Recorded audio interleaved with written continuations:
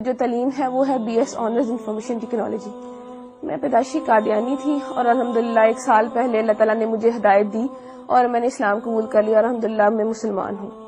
ہمارے خاندان میں جو قادیانیت ہے وہ میرے دادا جو ہیں ان کی وجہ سے آئی. میرے دادا ابو لوگ 2 بھائی تھے، فتح محمد اور حسین محمد. وہ ہندوستان کے ضلع امرتسر کے رہنے والے تھے. وہاں سے وہ لوگ ہجرت کر کے پاکستان آئے اور پاکستان آنے کے بعد انہوں نے فیصل آباد کا جو علاقہ ہے چھوٹا لٹھیاں والا، یہاں پہ رہائش اختیار کر لی اور یہاں پہ انہوں نے قادیانیت قبول کی اور اس کے بعد قادیانیت کی جو تبلیغ تھی اس کو کرنا شروع کر دیا. تو میرے والد کی جو شادی ہے وہ 61 چک بیدیاں والا میں ہوئی اور جو میری والدہ تھی وہ بھی پیدائشی قادیانی تھی اور وہ بھی اپنے اس گاؤں میں یعنی کہ 61 چک میں وہ بھی قادیانیت کی جو تبلیغ تھی وہ کیا کرتی تھی. شادی کے بعد بھی انہوں نے ایسا ہی کیا کہ قادیانیت کی تبلیغ کرنا شروع کر دی اور ایسی پرورش جو ہے انہوں نے میری بہنوں کی کی. تو جیسی پرورش انہوں نے میری بہنوں کی کہ قادیانیت کی تبلیغ کو عام کرنا اور قادیانیت کے لیے مختلف علاقوں کے دورے کرنا، ویسی انہوں نے تربیت جو تھی وہ میری بھی کی. تو میرے والد صاحب جو ہے ان کے پاس جو قادیانیوں کی جماعت کا جو ایک چندہ لینے کا عہدہ ہوتا ہے، چندہ تحریک جدید، اس کا جو چندہ تھا وہ لیتے ہوتے تھے، اس کے سیکٹری تھے. یعنی تحریک جدید کا چندہ اکٹھا کرنے کے سیکٹری تھے. اور میرے جو تایا ابو تھے وہ جو وقف جدید جو تھے چندہ اس کو اکٹھا کرتے تھے، یعنی کہ سیکٹری وقف جدید تھے. اور میرے تایا ابو کا بیٹا جو وہ ہے سیکٹری ضیافت، یعنی کہ اس کا کام یہ ہے کہ مختلف علاقہ جات سے جتنے بھی مربیان آتے، مہمان آتے، ان کی رہائش کا بندوبست کرنا، ان کے کھانے کا بندوبست کرنا، یہ سارا کام جو تھا یہ ہمارے گھرانے میں ہوا کرتا تھا. اور اس کے علاوہ جو میری بہن تھی وہ بھی سیکٹری مال تھی. ایک میری بہن سیکٹری ناصرات بھی رہی، ایک میری بہن سیکٹری تعلیم بھی رہی اور ایک وقت میں میرے پاس بھی سیکٹری تعلیم تربیت کا عہدہ تھا. اس کے بعد پڑھائی کی وجہ سے وہ میں نے عہدہ چھوڑ دیا اور میں نے ان کے اسکول میں پڑھانا شروع کر دیا. اور میں نے ان کے اسکول میں تقریباً 2 سال جو ہے ملازمت کی. فیصل آباد میں ان کی بہترین ڈبیٹر تھی. فیصل آباد کی طرف سے سلیکٹیولی یعنی کہ پورے فیصل آباد کو ریپرزینٹ کرنے کے لیے میں ایک دفعہ چناب نگر گئی تقریری مقابلے میں. وہاں وہ جو مقابلہ تھا اس میں میری دوسری پوزیشن آئی. اور اس مقابلے کے بعد ان کے یہاں ایسا ہوتا ہے کہ مقابلے کے بعد جو ہے سوال و جواب کا پروگرام رکھا جاتا ہے. اس سوال و جواب کے پروگرام میں میں نے ان کا جو خلیفہ ہے، موجودہ خلیفہ مرزا مسرور، اس کی بہن جو تھی اس سے میں نے سوال کیا کہ مرزا قادیانی جو ہے اس نے اپنی کتاب میں لکھا ہے کہ میں نے خواب میں دیکھا کہ قرآن کریم میں قادیان کا نام استعمال ہوا ہے، یعنی قرآن کریم میں قادیان کا لفظ آیا ہے. تو میرا آپ سے یہ سوال ہے کہ مجھے دکھایا جائے کہ قرآن کریم میں کہاں قادیان کا لفظ استعمال ہوا ہے. تو یہ میرا جو سوال تھا وہ پرچی پہ لکھ کے میں نے اس کو بھیجا. تو جب اس سوال کی باری آئی تو اس نے جب سوال کھولا تو اس کے پاس سوال کا جواب نہ تھا اور وہ پوچھنے لگے کہ کس نے یہ سوال جو ہے کیا ہے. اس کے بعد ایک اور لڑکی نے سوال کیا تو مرزا مسرور کی بہن کے پاس اس کا بھی جواب کوئی نہ تھا.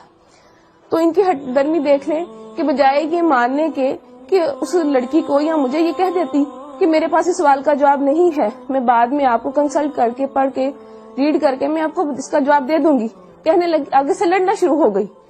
ایک ان کی قادیانیوں کی اتنی بہت بڑی مبلغہ بن کے آگے سے لڑنا شروع ہو گئی کہ اگر تمہیں زیادہ پتا ہے تو تم میری کرسی پہ آ جاؤ، تم آ کے لوگوں کو سمجھانا شروع کر دو، ایسے ہے ویسے ہے. تو اس وقت ساتھ میری جو بڑی بہن، میں نے ان کو بتایا، میں نے کہا دیکھ لیں یہ جو سوال ہے کہ قادیان کا لفظ قرآن کریم میں کہاں استعمال ہوا ہے یہ میں نے لکھ کے بھیجا ہے، ان کے پاس اس سوال کا جواب نہیں ہے.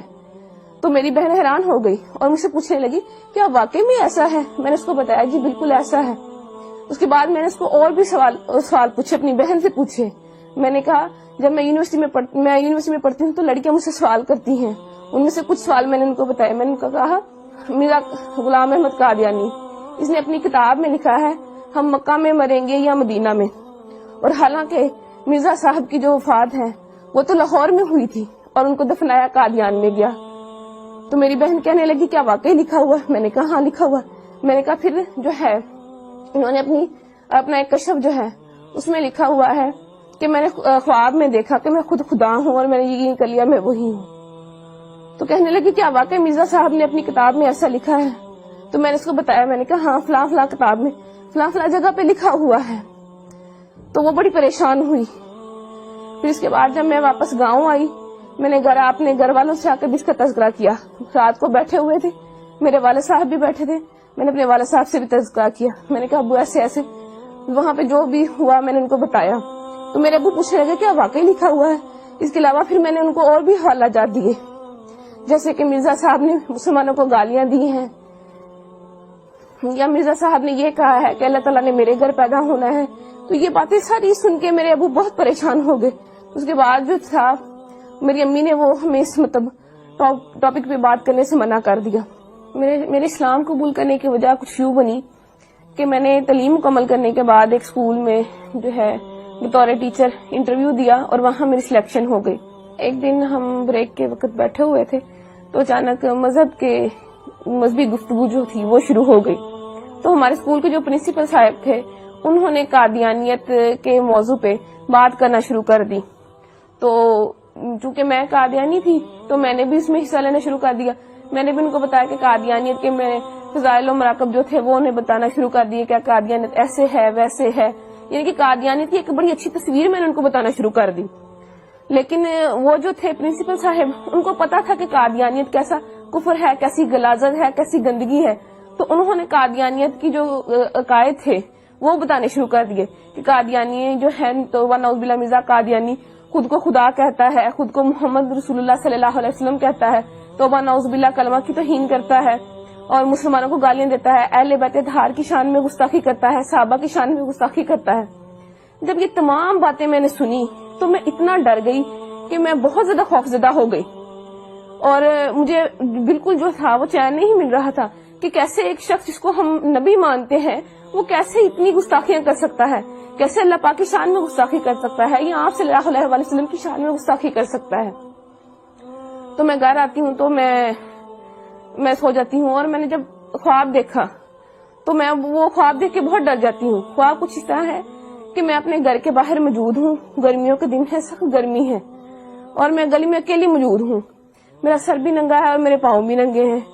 تو میں ڈر کے مارے دوڑنا شروع کر دیتی ہوں کہ مجھے کوئی مار نہ دے. بہت دوڑتی ہوں, بہت دوڑتی ہوں, بہت دوڑتی ہوں, اور پھر جب دیکھتی ہوں اپنے آپ کو ایک قدم بھی میرا آگے نہیں بڑھتا. اس بات سے میں بہت پریشان ہو جاتی ہوں کہ میں نے اتنی محنت کی, اتنی دوڑی, اتنی جو ہے ہمت کی میں نے, لیکن اللہ تعالیٰ نے میرا ایک بھی قدم آگے نہیں بڑھایا. اسی وقت میری آنکھ کھل جاتی ہے اور میں دیکھتی ہوں کہ میرا پورا جسم جو ہے وہ پسینے سے شرابور ہے اور مجھے اپنے آپ سے بہت گندی بدبو آتی ہے. پھر اس کے بعد یہ خواب جو ہے مجھے متواتر آیا, اور جب بھی آتا مجھے ایسے ہی ڈرا جاتا. اس کے بعد چند دن بعد میں اسکول گئی تو وہ جو اسکول کے پرنسپل صاحب تھے وہ مرزا قادیانی کی کتابیں لے کے, روحانی خزائن کی مختلف جلدیں لے کے بیٹھے ہوئے تھے. انہوں نے مجھے بلایا اور مجھے کہنے لگے کہ جو جتنی باتیں میں نے تمہیں, یعنی کہ جتنے قادیانیوں کے عقائد میں نے تمہیں بتائے ہیں, اگر میں تمہیں ان کتابوں سے دکھا دوں تو کیا تم یقین کر لو گی؟ میں نے انہیں کہا جی میں ضرور یقین کروں گی. تو انہوں نے جو ہے کتابیں کھولی اور جتنی باتیں وہ مجھے جو میں نے آپ سے پہلے بیان کی انہوں نے مجھے مرزا قادیانی کی کتابوں میں سے دکھائیں, اور وہ کتابیں مرزا قادیانی کی لکھی ہوئی تھی. روا کی جو ہے ضیاء الاسلام پریس وہاں سے شائع ہوئی تھی. اس کے بعد جو ہے میری ملاقات, جو میرے دماغ میں شکوک و شبہات تھے یا سوالات تھے تو ان کو دور کرنے کے لیے میری جو ملاقات تھی وہ ایک سابق قادیانی جو کہ اب مسلمان ہو چکے ہیں اور ختم نبوت کے بہت بڑے مبلغ ہیں, عرفان محمود برق صاحب, ان سے میری ملاقات ہوئی. تو انہوں نے جتنے بھی میرے شکوک و شبہات تھے وہ سارے دور کیے, اور قادیانیت کی جو غلاظتیں تھی جو مجھ پہ نہیں کھلی تھی وہ کھول کے مجھے بیان کی. اور ان کی جو کتاب تھی قادیانیت سائنس اسلام کے کٹہرے میں, انہوں نے مجھے وہ پڑھنے کے لیے دی. تو اس کو پڑھ کے جتنے بھی میرے دماغ میں سوالات تھے وہ سارے کے سارے وہ ختم ہو گئے. تو اس کے بعد پھر میں نے مرزا قادیانی پہ اور قادیانیت پہ کروڑوں لعنتیں بھیجنے کے بعد آپ صلی اللہ علیہ وسلم کی غلامی میں آ گئی اور کلمہ طیبہ پڑھ کے اسلام قبول کر لیا. اس کے بعد جب میں گھر گئی میں نے اللہ تعالیٰ سے جا کے دعا کی کہ اللہ تعالیٰ مجھے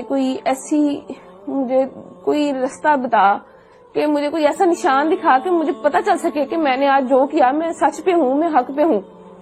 تو میں جو ہے میں سو گئی. تو میں نے وہی خواب جو میں پہلے دیکھتی تھی اور میں ڈر جاتی تھی، وہی خواب مجھے دوبارہ آیا کہ میں اپنے گھر کے باہر موجود ہوں، گرمیوں کے دن ہے، سخت گرمی ہے، اور میں ڈر کے مارے بھاگنا شروع کر دیتی. لیکن اس دفعہ معاملہ جو تھا وہ الٹ ہو گیا کہ جب میں ڈر کے مارے میں بھاگنا شروع ہوئی تو بھاگتے بھاگتے ایک میں پکی سڑک پہ پہنچ گئی. تو میرا سر جو پہلے ننگا ہوتا تھا اس پہ ایک سفید چادر آ گئی خود بخود، اور میں نے دیکھا کہ میرے سامنے ایک شخص احرام باندھے کھڑا ہے. جب میں نے اپنی نظریں اوپر اٹھائیں تو میں نے سبز گنبد اور مینار کو پایا. تو اس کے بعد میری آنکھ کھل جاتی ہے اور مجھے اپنے آپ سے جو جہاں پہلے پسینے کی بدبو آتی تھی، اب مجھے اپنے آپ سے اتنی اچھی خوشبو آنے